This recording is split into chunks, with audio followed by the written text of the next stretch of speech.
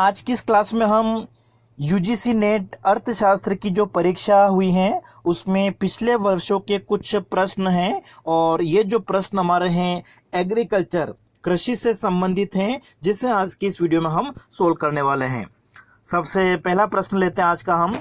कृषि लागत और मूल्य आयोग CACP के उद्देश्य निम्नलिखित में से कौन से हैं?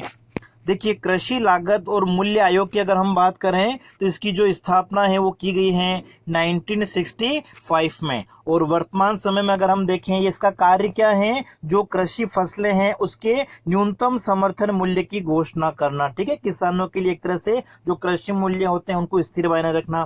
तो 1965 में इसकी स्थापना की गई थी, और वर्तमान समय में अगर हम देखें तो ये जो आयोग है वो 23 फसलों के लिए न्यूनतम समर्थन मूल्यों की घोषणा करता है। तो इसकी जो स्थापना की गई है उसके उद्देश्यों में सबसे पहला है किसानों के लिए सार्थक वास्तविक आय का स्तर सुनिश्चित करना, ये उद्देश्य बिल्कुल सही है। दूसरा है कृषि मूल्यों को स्थिर करना, ये उद्देश्य भी रखा गया है। और तीसरा है उपभोक्ताओं के हितों की रक्षा करना। तो यहाँ पे जो तीनों आंसर हमारे सही हैं, या तीनों उद्देश्य सही हैं। ठीक है, इसलिए करेक्ट आंसर आपका हो जाएगा ऑप्शन डी।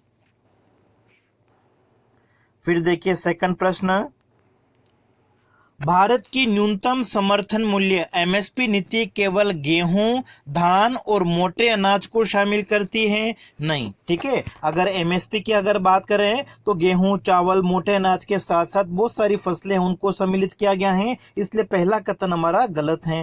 दूसरा है ग्रेड A धान का न्यूनतम समर्थन मूल्य सामान्य धान के न्यूनतम समर्थन मूल्य से सदा अधिक होता है, दूसरा कथन हमारा सही है, इसलिए करेक्ट आंसर हो जाएगा आपका ऑप्शन बी। ठीक है, नीचे दिए गए कोट में से सही उत्तर का चुनना है हमको, तो ऑप्शन हमारा बी जो है वो सही होगा।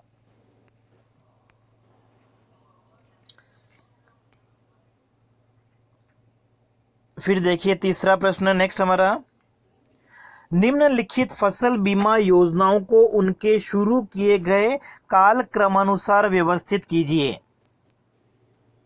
तो यहाँ पर अगर हम देखें कौन कौन सी हमको फसल बीमा योजना दे रखी हैं, व्यापक फसल बीमा योजना दे रखी हैं जो प्रारंभ की गई थी 1985 में।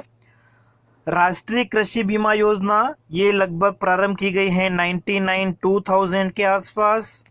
उसके बाद में संशोधित राष्ट्रीय कृषि बीमा योजना ये प्रारंभ की गई थी 2010-11 में, और प्रधानमंत्री फसल बीमा योजना ये प्रारंभ की गई है 2016 में। तो यहाँ पर अगर हम देखें तो जिस क्रम में दिया गया है उसी क्रम में ये एक तरह से सही है। ठीक है, तो यहाँ पे आपका जो करेक्ट आंसर है वो कौन सा हो जाएगा, ऑप्शन ए। फिर अगला प्रश्न है, भारत के सकल घरेलू उत्पाद में कृषि के हिस्से में पिछले वर्षों में कमी आई है, निम्नलिखित में से कौन सा इसका कारण नहीं है? ठीक है, भारत का जो GDP है उसमें कृषि का जो हिस्सा है वो धीरे धीरे कम होता जा रहा है। जो सर्विस सेक्टर है, सेवा क्षेत्र है, उसका योगदान एक तरह से क्या हो रहा है, कम हो रहा है। सेवा क्षेत्र का योगदान तो बढ़ता जा रहा है, लेकिन कृषि क्षेत्र का जो योगदान कम होता जा रहा है, तो उसका कारण इनमें से कौन सा नहीं है? अर्थव्यवस्था में गैर कृषि क्षेत्रों की अपेक्षा तीव्र वृद्धि, ये बिल्कुल सही कारण है। दूसरा, कृषि वस्तुओं की पैदावार में स्थिरता या धीमी वृद्धि हो रही है, ये भी बिल्कुल सही है। और कृषि वस्तुओं के संदर्भ में निम्न मूल्य वर्धन, ये तीनों जो है वो सही है। ठीक है, इसका कारण कौन सा नहीं है? जो शिक्षित ग्रामीण युवा हैं वो कृषि व्यवसाय के रूप में नहीं अपना रहे हैं। ठीक है, कृषि को एक व्यवसाय के रूप में नहीं अपना रहे हैं, इसलिए एक तरह से क्या हो रहा है, जो कृषि उत्पादन है, ठीक है, कृषि का जो हिस्सा है सकल घरेलू उत्पादन में, वो एक तरह से कम होता जा रहा है।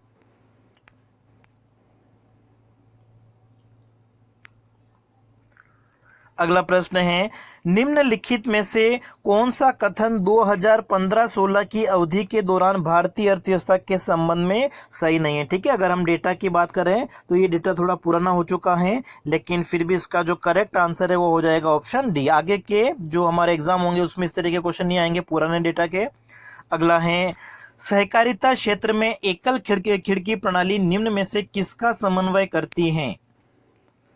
कृषि आदानों की पूर्ति बिल्कुल सही है, भंडार सुविधाओं के निर्माण में ये भी बिल्कुल सही है, विपणन सुविधाओं का विस्तार ये भी सही है, ग्रामीण ऋण की आपूर्ति ये भी सही है। तो करेक्ट आंसर आपका यहाँ पे हो जाएगा ऑप्शन डी, 1 2 3 4, ये सारे जो कूट हमको दे रखे हैं वो सही है। फिर है, भारत में औसत भूजोत के सतत घटते आकार के निम्नलिखित कारणों पर विचार कीजिए।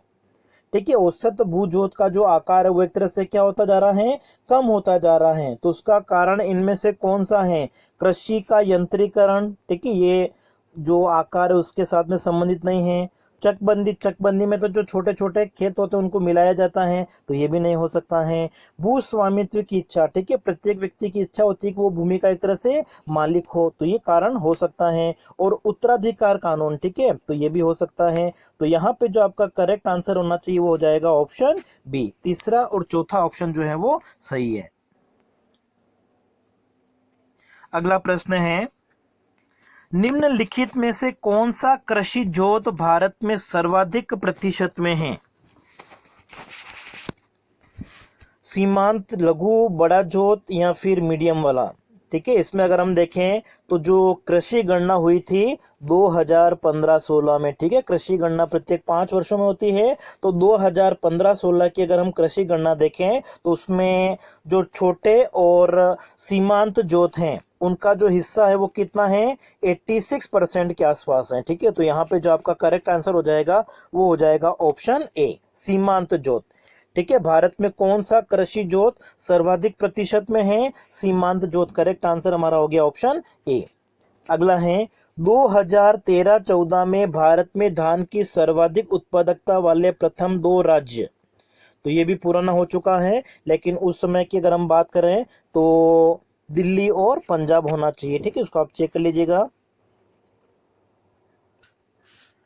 अगला है, परंपरागत कृषि विकास योजनाओं का उद्देश्य निम्नलिखित में से किसे बढ़ावा देना है?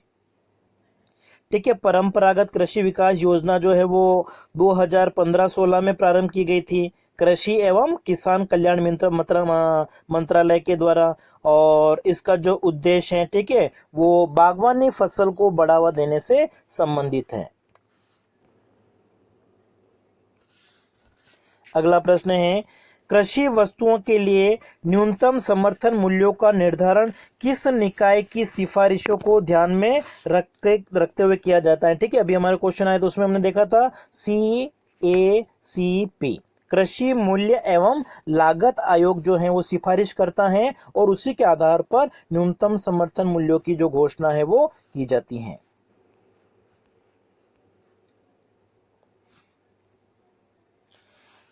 अगला प्रश्न देखिए, कृषि के विविधीकरण से क्या आशय है? ठीक है, कृषि के विविधीकरण का अगर हम देखें तो फसल का जो पैटर्न है उसको उद्यान कृषि और पुष्प कृषि फसलों के पक्ष में बदलना। ऑप्शन हमारा यहाँ पे हो जाएगा डी।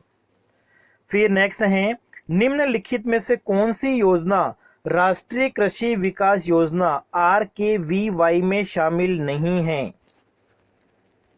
RKVY, ठीक है, राष्ट्रीय कृषि विकास योजना जो है उसमें कौन शामिल नहीं है? तो देखिए, केसर कृषि मिशन शामिल है, त्वरित चारा कार्यक्रम विकास कार्यक्रम शामिल है, राष्ट्रीय प्रोटीन संपूर्ण मिशन जो है वो शामिल नहीं है। ठीक है, ये जो योजना है वो 2007 में प्रारंभ की गई थी। ठीक है, 2007 में 11वीं पंचवर्षीय योजना के अंतर्गत इसको शामिल किया गया था, प्रारंभ किया गया था।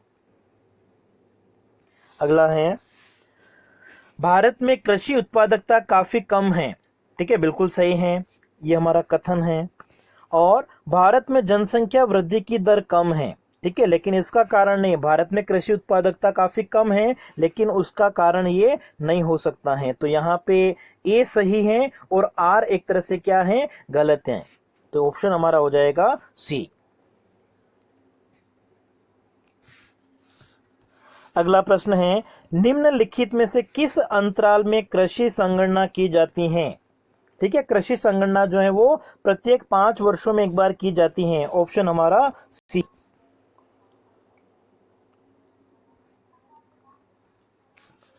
नेक्स्ट प्रश्न है, भारत में 1987-88 में शहरी उपभोक्ताओं एवं ग्रामीण उपभोक्ताओं के लिए कुल व्यय में खाद्य व्यय का हिस्सा क्रमशः 56% तथा 64% था, जो 2009-10 में घटकर 41% और 54% हो गया। तो निम्नलिखित में से किसके द्वारा इसकी उपयुक्त रूप से व्याख्या हो सकती है? ठीक है, शहरी उपभोक्ताओं का जो व्यय है खाद्यान्नों के ऊपर, वो एक तरह से क्या हो गया है, कम हो गया है। 87-88 की तुलना में 2009-10 में कम हो गया है। तो एक तरह से क्या दर्शाता है, खाद्य उत्पादन में कमी को दर्शाता है। ठीक है, ऑप्शन हमारा ए होना चाहिए।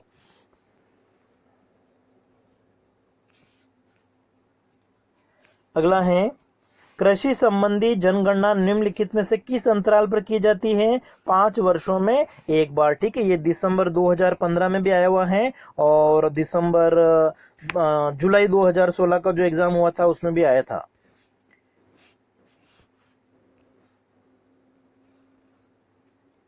फिर अगला प्रश्न है, भारत में उन किसानों को सीमांत किसान कहा जाता है जिनके पास में भूमि, सीमांत किसान कौन होते हैं? जिनके पास में 1 हेक्टेयर से भी कम भूमि होती है। ठीक है, 1 हेक्टेयर तक भूमि जिन लोगों के पास में होती है उनको एक तरह से क्या कहा जाता है? सीमांत किसान कहा जाता है। अगला है, नई कृषि रणनीति में HYVP ठीक है, इसका किसका संक्षिप्त रूप है? तो इसका जो पूरा नाम है वो हो गया हमारा हाई यील्डिंग वेराइटी प्रोग्राम। ठीक है, तो करेक्ट आंसर आपका हो जाएगा ऑप्शन सी।